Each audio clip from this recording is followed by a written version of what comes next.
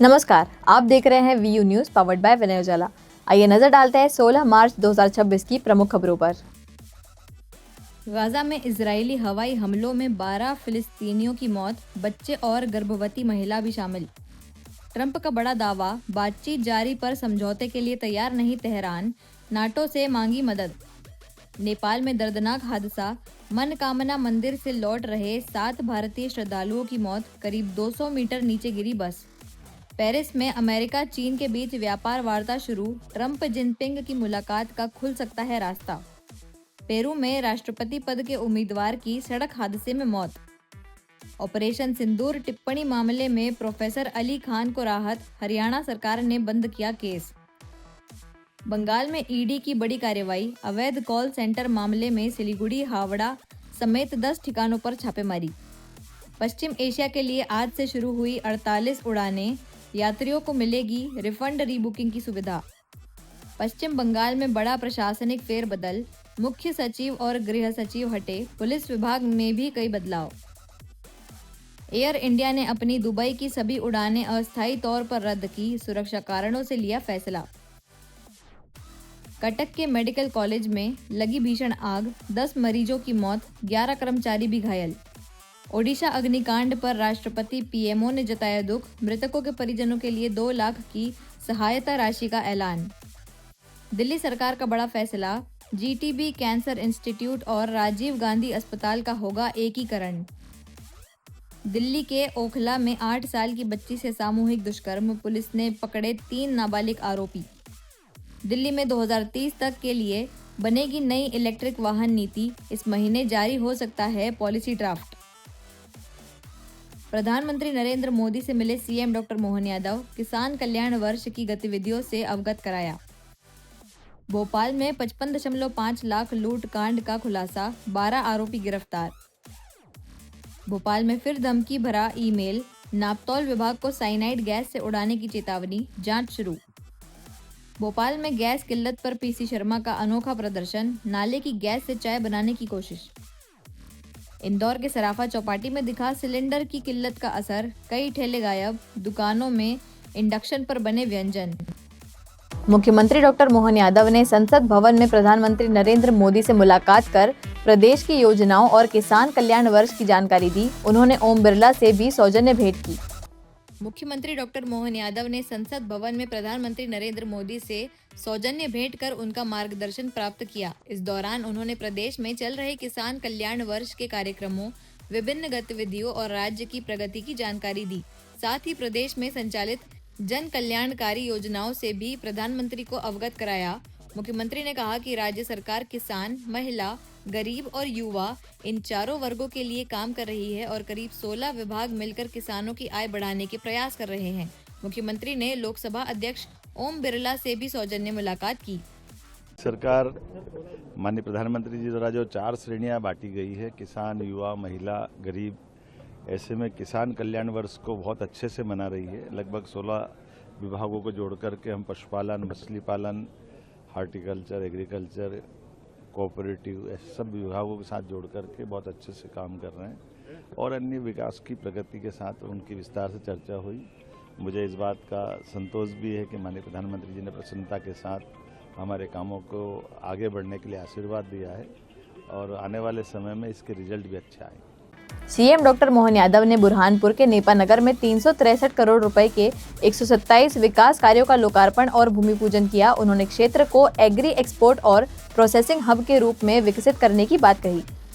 मुख्यमंत्री डॉक्टर मोहन यादव बुरहानपुर जिले के नेपा नगर में आयोजित जनजातीय सम्मेलन में शामिल हुए। इस दौरान उन्होंने 363 करोड़ रुपए से अधिक लागत के 127 विकास कार्यों का लोकार्पण और भूमि पूजन किया। मुख्यमंत्री ने कहा कि सरकार जनजातीय बहुल बुरहानपुर को एग्री एक्सपोर्ट और प्रोसेसिंग हब के रूप में विकसित कर रही है और निमाड़ क्षेत्र में रीजनल इन्वेस्टर समिट भी आयोजित की जाएगी। उन्होंने बताया कि वन अधिकार पट्टों को रजिस्ट्री कर संपत्ति में बदला जाएगा, जिसका खर्च राज्य सरकार वहन करेगी। मुख्यमंत्री ने कहा कि जनजातीय कल्याण के लिए बजट में 26% वृद्धि कर 47,000 करोड़ रुपए से अधिक का प्रावधान किया गया है। जिस प्रकार से काम चल रहा है, और वैसे तो हमारे यहाँ बागवानी, कृषि, सब क्षेत्रों में नेपा नगर और बुरहानपुर और निमाड़ का एक अलग पहचान है। हर एक क्षेत्र को हम आगे बढ़ा रहे हैं। ऐसे समय में 1 महीने से भी कम समय में 363 तो अभी और 750 करोड़ तो अभी दिए, वो 1100 करोड़ 1 महीने में एक जिले बुरहानपुर को मिल जाए, जोरदार अभिनंदन करें। ये हमारा काम करने का तरीका है और ये है सरकार की भावना, ये हमारे आपके बीच का कमिटमेंट है। और मैं अकेला इसी नेपानगर विधानसभा में बताना चाहूंगा, लगभग 45,000 से 50,000 बहनें अकेले नेपानगर में। मैं आपका अभिनंदन करता हूं, जोरदार ताली बजा, इतनी बड़ी संख्या में।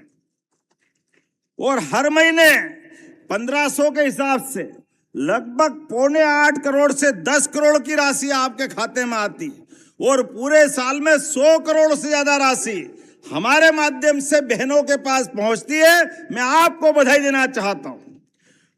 और किसान सम्मान निधि किसानों के लिए भी किस किस के खाते में आती है, हाथ खड़े करो। किसान सम्मान निधि आपके लिए भी चिंता मत करो। इसी नेपानगर अकेले जिला बुरहानपुर भी नहीं बता रहा हूं, यहां हमारे नेपानगर में जो 6,000 राज्य सरकार के और 6,000 मोदी जी के, अभी 13 तारीख को ही आपके पास पैसा आए, जोरदार अभिनंदन करें मोदी जी के लिए भी।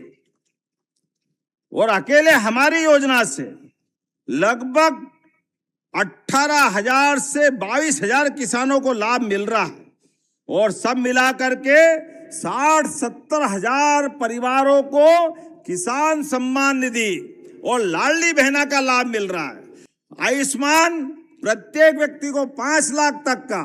और आगे बढ़ो, स्कूल जाओ तो सांदीपनि विद्यालय, भव्य दिव्य विद्यालय, जोरदार अभिनंदन बच्चों के लिए भी। और बच्चे के लिए स्कूल में भवन भी, और भवन के साथ सब प्रकार के खेलने के मैदान, किताबें पढ़ने के लिए और गणवेश। अब तो बच्चों को भी गणवेश दे रहे हैं। और गणवेश तो छोड़ो, 4 किलोमीटर दूर अगर स्कूल है तो साइकिल दी। पिछली बार 5 लाख साइकिलें दी बच्चों को, जोरदार अभिनंदन करें। 5 लाख साइकिल बच्चों के लिए। भोपाल के वार्ड 34 में दृष्टि बाधित बच्चों के लिए विशेष वाचनालय बनाया जाएगा। विधायक भगवान दास सबनानी ने भूमि पूजन किया। यहां ब्रेल पुस्तकें और अध्ययन सामग्री उपलब्ध कराई जाएगी। भोपाल के वार्ड क्रमांक 34 में दृष्टि बाधित बच्चों की शिक्षा को प्रोत्साहित करने के लिए एक विशेष वाचनालय का निर्माण कराया जाएगा। मालवीय नगर क्षेत्र में आयोजित कार्यक्रम में विधायक भगवान दास सबनानी ने भूमि पूजन कर निर्माण कार्य की शुरुआत की। इस अवसर पर पार्षद पप्पू विलास, MIC सदस्य RK बघेल सहित कई जनप्रतिनिधि और स्थानीय नागरिक मौजूद रहे। विधायक ने कहा कि इस वाचनालय में ब्रेल पुस्तकें और अन्य अध्ययन सामग्री उपलब्ध कराई जाएगी, जिससे दृष्टि बाधित विद्यार्थियों को पढ़ाई के लिए बेहतर माहौल मिल सकेगा। यह वाचनालय क्षेत्र के बच्चों के लिए ज्ञान का महत्वपूर्ण केंद्र बनेगा। ये भूमि पूजन मालवीय नगर के पत्रकार भवन के सामने साईधाम भोजनालय के बाजू में आज भगवान दास सबनानी जो विधायक हैं, लोकप्रिय विधायक, उनके द्वारा, भाई कृष्णा घाड़गे जी द्वारा, ब्रजला सचान जो हमारी जोन के अध्यक्ष है, MIC member RK Singh Baghel, इनके द्वारा किया गया। ये यहाँ पर वाचनालय बना रहा है। दृष्टिबाधित लोग हैं, जो दृष्टिहीन लोग हैं, उनके लिए एक वाचनालय के निर्माण के लिए काफ़ी समय से इनके पास जो उन्होंने आवेदन दिया था और ये आवेदन लंबित था और ये एक पुनीत कार्य है और एक अच्छा कार्य है। ये करने के लिए हमारे संगठन की ओर से भी बताया गया था कि पुनीत कार्य के लिए आप लोगों को काम करना है, इसलिए आज यहाँ पे 6 लाख रुपए की लागत से वाचनालय का। भोपाल में रसोई गैस की किल्लत को लेकर कांग्रेस ने अनोखा प्रदर्शन किया। 5 नंबर चौराहे पर पूर्व मंत्री PC शर्मा के नेतृत्व में कार्यकर्ताओं ने नाले की गैस से चाय बनाने की कोशिश कर सरकार के खिलाफ विरोध जताया। भोपाल में रसोई गैस की किल्लत को लेकर कांग्रेस ने अनोखा प्रदर्शन किया। शहर के 5 नंबर चौराहे पर कांग्रेस नेताओं ने चाय की दुकान लगाकर सरकार के खिलाफ विरोध जताया। प्रदर्शन का नेतृत्व पूर्व मंत्री PC शर्मा ने किया। प्रदर्शन के दौरान कांग्रेस कार्यकर्ताओं ने नाले में पाइप डालकर गैस निकालने का प्रयास किया और उसी से चाय बनाने की कोशिश की। पोस्टर में लिखा था कि रसोई गैस के पीछे न भागें, नाले की गैस का उपयोग करें। हालांकि गैस नहीं निकलने पर कार्यकर्ताओं ने लकड़ी का चूल्हा जलाकर चाय बनाई और लोगों को पिलाई। इस दौरान सरकार के खिलाफ नारेबाजी भी की गई। आज हमने ये यहाँ पे जो मोदी जी का एक वीडियो जारी हुआ था, कि एक चाय वाले ने नाले में तगारी से पाइप डाल के चूल्हा जला लिया और चाय पिलाई। हमने कोशिश की, वो कोशिश फेल हो गई और वहाँ से नाले पे जो तगारी और पाइप लाइन डाला नहीं हुआ, तो हम ये चाय इस पे बना रहे हैं। आज बेरोजगारी हो गई, रेस्टोरेंट बंद है, शादियाँ बंद हो गई और ब्लैक 2-2 हजार ब्लैक में सिलेंडर मिल रहे हैं। इंदौर में मालवा रंगमंच समिति ने 39वां मालवा कला सम्मान समारोह आयोजित किया। मुख्य अतिथि सुरेश वाडकर रहे। इस अवसर पर दैनिक विनय उजाला के संपादक श्री वीरेंद्र मिश्रा को मालवा सम्मान से सम्मानित किया गया। इंदौर में मालवा रंगमंच समिति द्वारा 39वां मालवा कला सम्मान समारोह आयोजित हुआ, जहां प्रसिद्ध गायक सुरेश वाडकर मुख्य अतिथि रहे। इस अवसर पर विनय उजाला के संपादक वीरेंद्र मिश्रा को मालवा सम्मान से सम्मानित किया गया। कार्यक्रम में जीतू जिराती और कैलाश विजयवर्गीय भी उपस्थित रहे। सुरेश वाडकर ने अपनी पत्नी पद्मा वाडकर के साथ अपने प्रसिद्ध गीतों की प्रस्तुति दी। उनसे पहले इशिता विश्वकर्मा, सारेगामा विजेता, चिंतन बाखीवाल, किशोर कुमार का दूसरा रूप कहलाने वाले और सचिन वाल्मीकि ने गायन प्रस्तुत किया, जबकि रागिनी मक्कड़ ग्रुप ने नृत्य प्रस्तुति भी दी।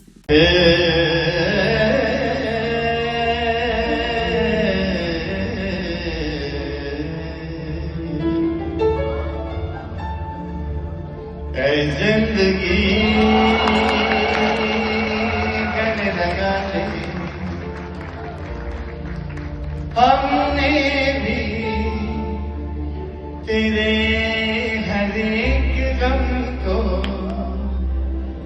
गले से लगाया है ना।